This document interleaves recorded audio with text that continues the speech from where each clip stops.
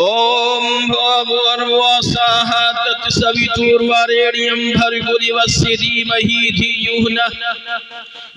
नः प्रचोदयात्। एकोमेवाद्वितीयं वसुधैव कुटुम्बकं न तस्य कथिचित् पतिरस्य लोके न चेत्सतानैव न तस्य लिंगं सकार नकार न धीपा धीपो न चासि कथिचित् जनिता न चादीपः।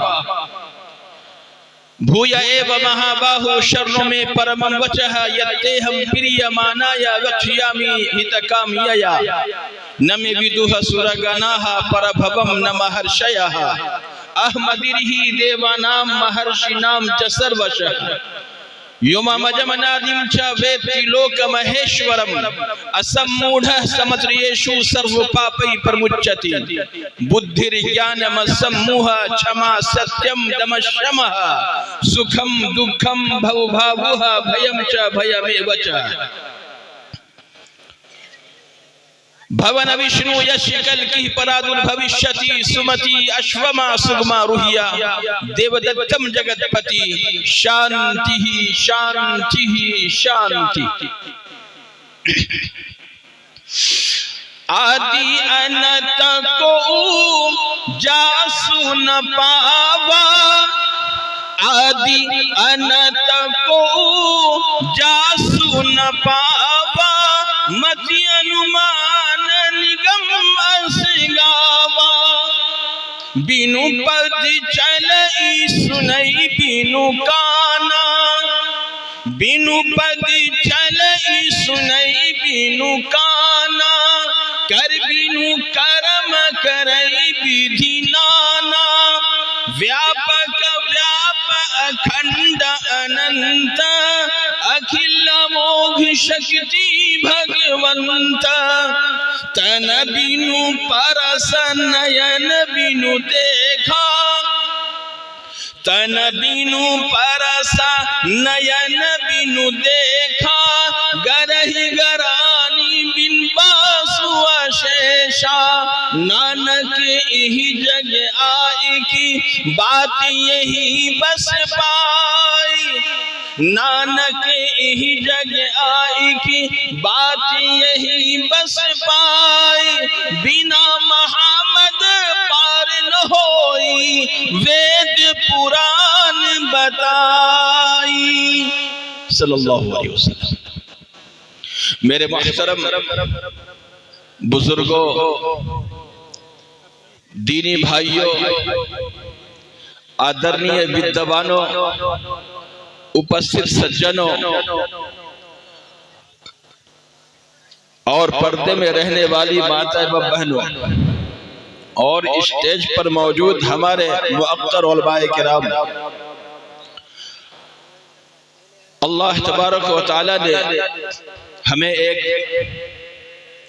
धार्मिक सभा में बैठने का अवसर दिया है, तौफीक दी है। दुआ करें कि जब तक वो हमें बैठने की तौफीक दे तो ध्यान पूर्वक सुनने की भी तौफीक दे और फिर सुनकर उस पर अमल की भी तौफीक दे। देखिए हमारी सेहत फिलहाल नाजुक चल रही है और बताने की कोई जरूरत नहीं है, इसलिए कोशिश करूंगा। और आप देख भी रहे हैं कि मैं मोटा ताजा आदमी हूं नहीं, दुबला पतला हूं, इसलिए बोलूंगा कम बुलवाऊंगा ज्यादा। तो आप लोग बोलने को तैयार है ना? इंशाअल्लाह। ये बताएं कि जो लोग सोने के लिए आए हैं जरा हाथ उठा दें। देखिए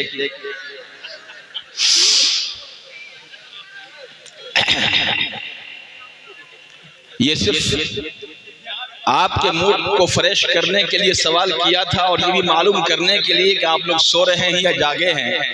अंदाजा हो गया है कि यहाँ की अक्सरियत जाग रही है, कुछ लोग हैं सो रहे हैं। हो सकता है उन्होंने इस वजह से भी हाथ उठा दिया हो कि इसी बहाने चाय मिल जाए। खैर मैं आपसे सवाल करता हूँ, ये बताएं कि हमारे यहाँ मुर्गी पाली जाती है या नहीं पाली जाती है? पाली जाती है। मुर्गी का अंडा हो, उस पे मुर्गी को बैठाते हैं, कितने रोज में बच्चा बाहर आ जाता है? 22 दिन में। माशाअल्लाह, लगता है कि आप लोग खुद ये काम करते हैं।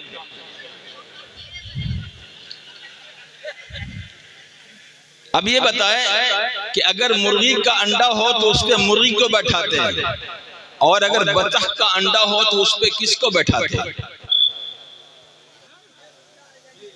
बोले भाई, मुर्गी ही बैठती है। चलिए मान लीजिए कि 6 अंडे मुर्गी के हैं और 6 अंडे बतख के हैं, उस पे मुर्गी को बैठा दिया। 21-22 रोज में हर अंडे से बच्चे बाहर आ गए, तो 6 मुर्गी के बच्चे हुए और 6 बतख के हुए। वो मुर्गी जो अंडे पे बैठी थी, वो उन बच्चों के साथ टहल रही होती है। घर की चहारदीवारी के अंदर अचानक मूसलाधार बारिश हो गई। 3-4 हफ्ते से मुर्गी दरवाजे से बाहर नहीं निकली थी, गेट से बाहर नहीं गई थी, लेकिन घर वालों ने देखा कि नहीं, 3-4 हफ्ते से मुर्गी अंदर घर की चहारदीवारी में। तो ऐसा करते हैं कि बारिश होने के कारण मौसम खुल गया है, फजा हमवार हो गई है, तो अब गेट खोलकर बाहर करते हैं, बाहर की हवा भी ले लें। ये मुर्गी अपने बच्चों के साथ बाहर जाती है तो देखती है कि बगल में एक तालाब है, और तालाब मूसलाधार बारिश होने के कारण लबालब पानी से भरा हुआ है। आपसे पूछता हूं कि क्या उस तालाब में मुर्गी उतरेगी? नहीं उतरेगी। ये जो 6 बच्चे मुर्गी के हैं उस तालाब में उतरेंगे? नहीं उतरेंगे। और वो जो 6 बच्चे बतख के हैं वो तालाब में उतरेंगे? वाह, ये 6 बच्चे जो तालाब में उतरेंगे तो क्या तैरने पे वो डूबेंगे? नहीं डूबेंगे। तो आपसे ये पूछना है कि उस मुर्गी को तैरना नहीं आता, बच्चों को भी तैरना नहीं आता, ये बतख के बच्चों को तैरना किसने सिखलाया? बोले भाई बोले, ये अल्लाह ने, ईश्वर ने सिखलाया है। तो मालूम हुआ कि इस संसार में जितने भी पशु हैं और जितनी भी पक्षियां हैं, उन्हें यहाँ आकर सीखना नहीं होता, उनको जीवन व्यतीत करने का ढंग सिखलाकर ही उत्पन्न किया गया है, पैदा किया गया है। यहाँ आने के बाद मनुष्य को सीखना पड़ता है। इसीलिए गीता के अंदर, गीता अध्याय नंबर 16, अब आप कलम कापी लेकर तो बैठे नहीं होंगे, हमारी कोशिश, हमारा प्रयास होता है कि आप भले ना लेके बैठे। डालडा और वनस्पति का दौर है, लोगों की याददाश्त भी अच्छी नहीं रहती है, इसलिए ऐसा हवाला दिया जाए कि लोगों को याद हो जाए। तो 8वां पहारा जितने लोगों को याद है जरा हाथ उठा दे। हम सुनेंगे नहीं 8वां पहारा, सिर्फ ये है कि एक याद दिला देते हैं कि हवाला आपको याद रहे। 8 का पहारा 2 बार पढ़ेंगे तो कितना होगा? 16 होगा, और 3 बार पढ़ेंगे तो कितना होगा? 24 होगा। अभी ये गीता का हवाला आपको याद हो गया। गीता अध्याय नंबर 16 श्लोक नंबर 24।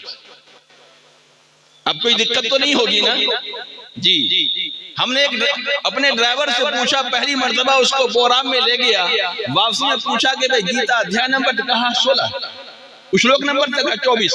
यानी इस अंदाज में बताया गया कि उसे हवाला याद हो गया। गीता अध्याय नंबर 16 श्लोक नंबर 24 क्या है?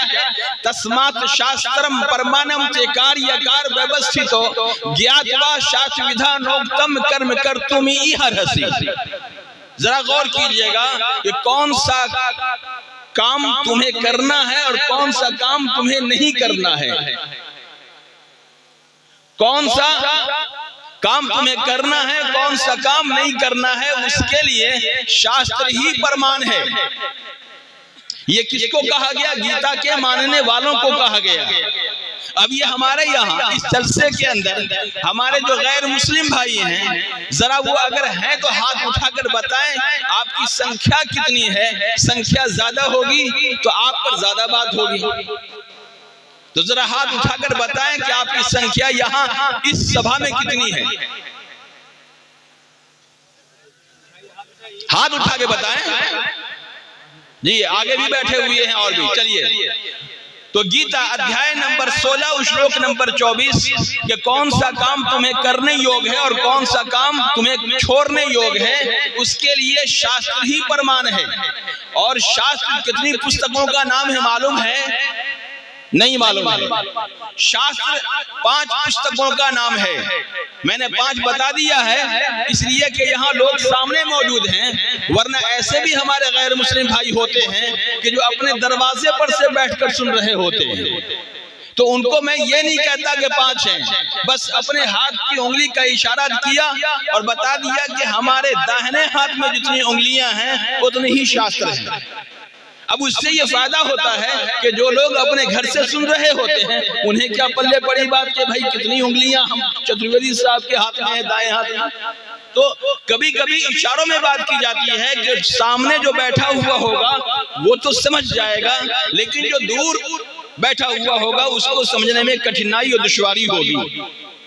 तो ये शास्त्र 5 पुस्तकों का नाम है। अब जरा गौर कीजिए, गीता के मानने वालों को कहा गया कि कौन सा काम तुम्हें करना है और कौन सा काम तुम्हें नहीं करना है, उसके लिए शास्त्र ही प्रमाण है।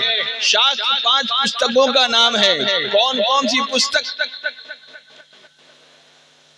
ऋग्वेद, यजुर्वेद, अथर्ववेद, सामवेद और श्रीमद् भागवत गीता। कितनी हो गई? हमारे जो सनातन धर्मी भाई हैं उन्हें इन्हीं 5 पुस्तकों को अपना आधार बनाना है अगर वो मुक्ति चाहते हैं तो। और अगर इसको आधार नहीं बनाएंगे तो फिर मुक्ति उनकी नहीं होगी, स्वर्ग के अधिकारी वो नहीं होंगे। और ये जवाब मैं नहीं देता, गीता ने ही दे रखा है।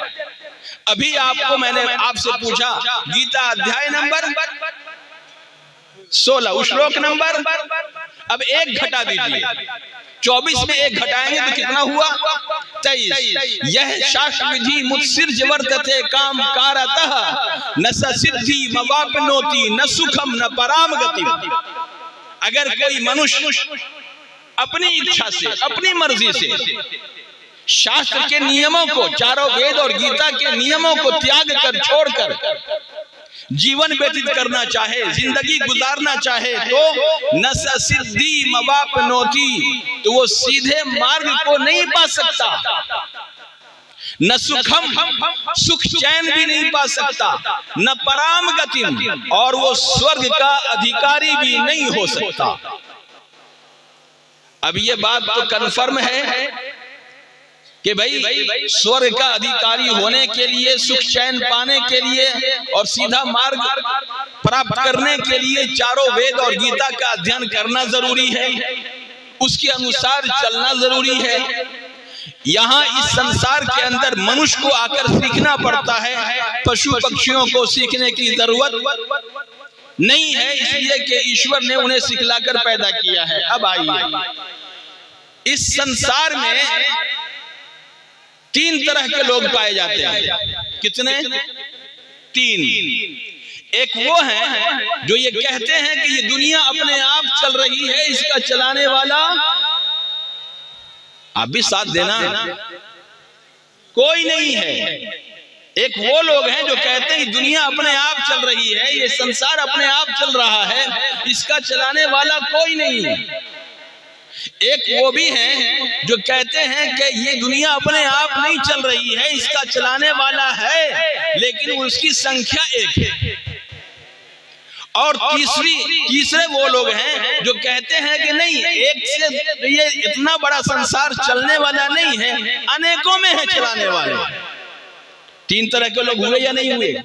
तो इस दुनिया के अंदर 3 तरह के लोग पाए जाते हैं। अब आइए, जो लोग कहते हैं कि इस संसार में कोई ईश्वर नहीं है, उनके कहने का मतलब क्या है? हमारी मुलाकात तो बराबर लोगों से होती रहती है, और ऐसे लोग जो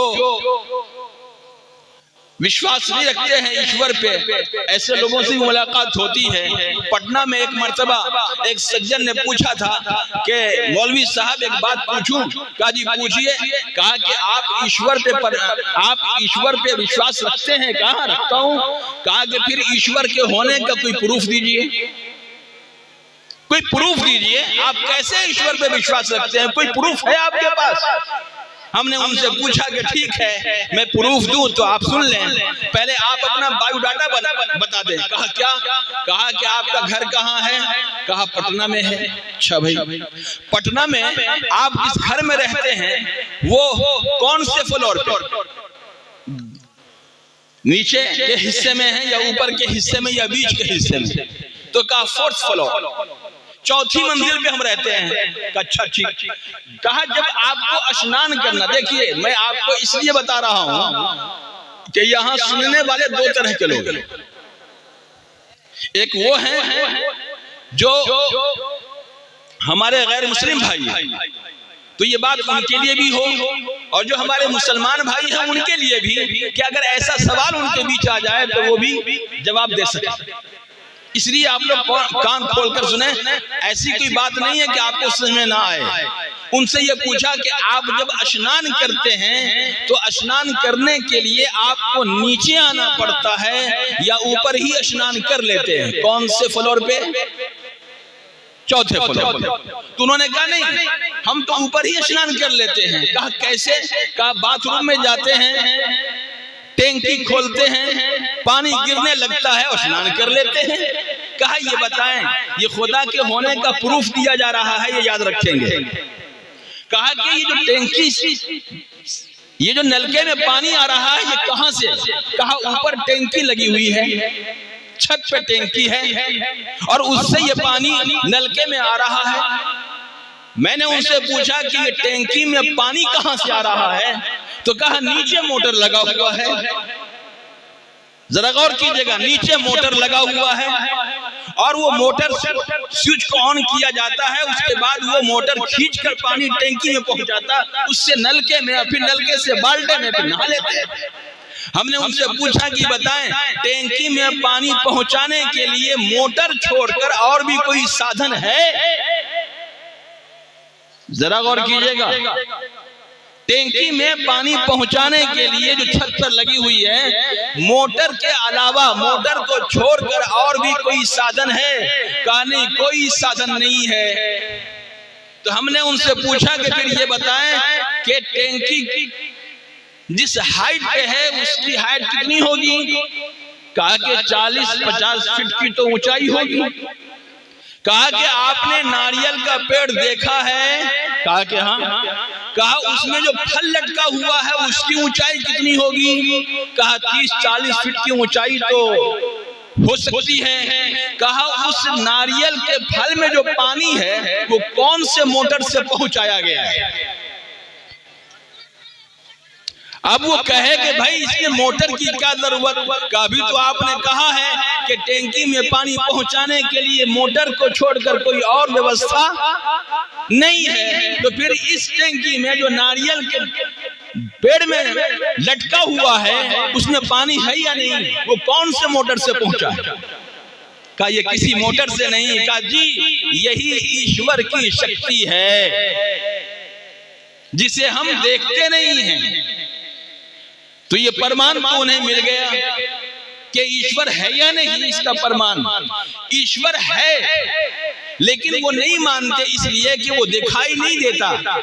ये बताएं जितने लोग यहाँ पे बैठे हुए हैं ईश्वर पे विश्वास रखते हैं या नहीं, मानते हैं या नहीं?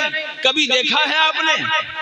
सुबह को देखा हो, शाम को देखा हो, रात में देखा हो, ख्वाब में देखा हो, कभी देखा है? नहीं देखा है। तो फिर माने कैसे? मसला ये आ जाता है। एक सज्जन ने कहा था कि आदरणीय चतुर्वेदी जी, अगर ईश्वर होता तो दिखाई देता। किसी ने देखा तो नहीं है। हमसे पूछा आपने देखा? तो कहा नहीं देखा। अगर होता तो दिखाई देता। तो कहा कि क्या किसी चीज के मानने के लिए उसका देखना जरूरी है? कहा बिल्कुल जरूरी है। क्या कहा? बिल्कुल जरूरी है। तो हमने उनसे पूछा कि ये बताएं आपने कभी हवा देखा है? बोले भाई।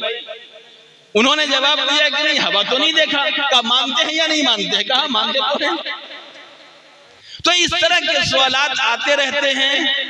आप लोग सुन करके इस सवाल और जवाब को याद रखें कि कभी भी आपके सामने पूछा जाए तो आप वहां पर दाएं बाएं न देखें, बल्कि आप उसे जवाब दे दें और उसकी इस्लाह हो जाए इंशाअल्लाह। दूसरी बात यह है कि अगर ईश्वर होता तो फिर पापियों को फौरन सजा मिल जाती। ये भी सवाल आता है, पापियों को फौरन सजा मिल जाती, यानी किसी ने गाली दी सजा मिल गई, किसी ने गलत तौर पे हाथ उठाया उसका हाथ बेकार हो गया, कोई अपने पैर से गलत जगह गया उसका पैर बेकार हो गया। ऐसा तो होता नहीं है, क्यों आखिर? तो उसका जवाब भी हमने दिया। आपसे भी पूछता हूं, ये बताएं, जो जवाब उनको दिया वो आपको दे रहा हूं, ये बताएं कि आपकी बस्ती में ये काझा के रहने वाले कितने लोग इधर हाथ उठा दें? हैं माशाअल्लाह। कोई एक आदमी जरा नाम बताए, कोई एक आदमी, एक आदमी कोई नाम बताए जी। तबरेज आलम, देखिए मैं आपसे सवाल करता हूं कि ये बताएं, आप इस बस्ती के रहने वाले हैं? नहीं नहीं, यहाँ की, यहाँ इस बस्ती के रहने वाले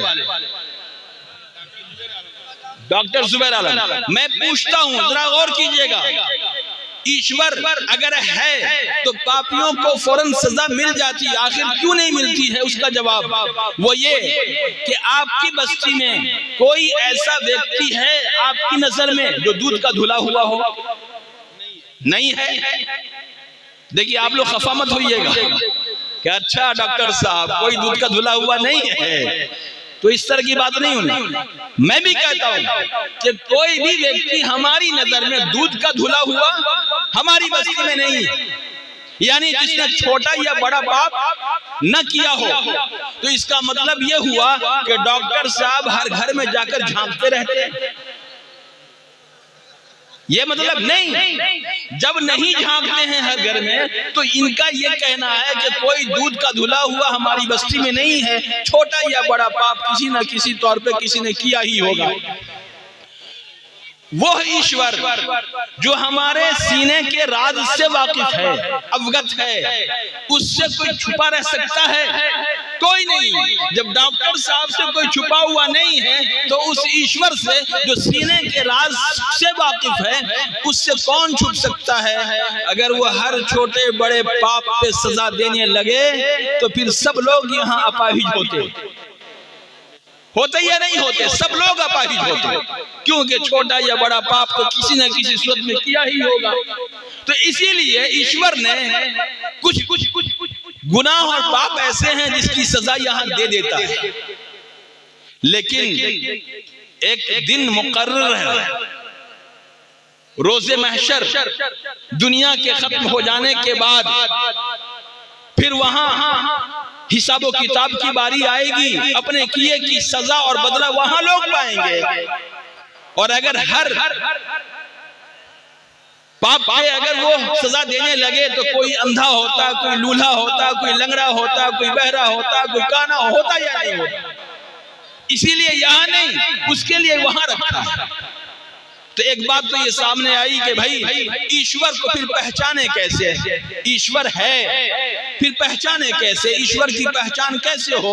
मैं आपसे पूछता हूँ कि भाई देखिए, आप दावत में जाते हैं, कहीं बारात चले गए, वहां आपको खाना मिला, खाना आपको अच्छा लगा, तो ये बताए कि आपने कहा खाना बड़ा अच्छा है, तो ये खाने की तारीफ है या बनाने वाले की तारीफ है?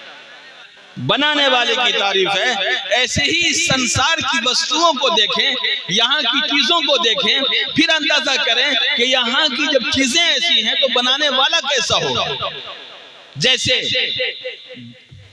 मई जून का महीना है, एक वो आदमी जिसके सर पे बाल नहीं है, जिसको क्या कहते हैं? गंजा कहते हैं, और कुछ कहते हैं टकला। अरे वाह, जिसके सर पे बाल नहीं है, मई जून की गर्मी है, वो पैदल जा रहा है, एक गाछी के अंदर से, बागीचे के अंदर से वो गुजर रहा है। होता ये है कि उसने आम का पेड़ देखा और उसने कहा कि हे प्रभु, ये तूने क्या किया? आम का पेड़ इतना बड़ा और उसमें जो फल लगा हुआ है वो छोटा छोटा है। टिकोला, आम का पेड़ बहुत बड़ा है और फल उतना ही छोटा। और अभी हम रास्ते में देख कर आए कि कद्दू की लत्ती पतली पतली है और उसमें फल इतना बड़ा बड़ा है। ये तूने किस हिसाब से बनाया? मैचिंग नहीं है। क्या है? मैचिंग नहीं है। अब ये सोचते हुए, धूप तेज थी, घना साया था, उस पेड़ के नीचे बैठ गया। बैठने के बाद उसकी आंख लग गई, थोड़ी सी हवा चली तो जिस टिकोले की जड़ कमजोर हो गई तो वो टिकोला गिरा तो इत्तेफाक से उसके टकले पे गिरा। जैसे ही वो टकले पे गिरा, हड़बड़ा के उठता है और कहता है, हे प्रभु, ये तेरी दया है कि यहाँ कद्दू नहीं था। अगर कद्दू होता तो आज मेरा भेजा बाहर आ गया होता। तो मालूम हुआ कि उस ईश्वर ने बनाया है तो उसी हिसाब से बनाया है कि जहां कद्दू लगना था वहां कद्दू लगाया, जहां आम का फल होना था वहां आम का फल। ताड़ का फल गिरता है रोड के किनारे अगर होता है तो ताड़ का फल गिरता है तो ऐसे नहीं कि डायरेक्ट गिर गया, नहीं, वो जब गिरता है तो आवाज करते हुए गिरता है। ये हिकमत है उसकी, बनाने का उसका अंदाज है। तो संसार की वस्तुओं को देखें और उसके बाद आप ये डिसाइड करें कि जब ये वस्तु, यहाँ की चीजें ऐसी हैं तो फिर वो कैसा होगा।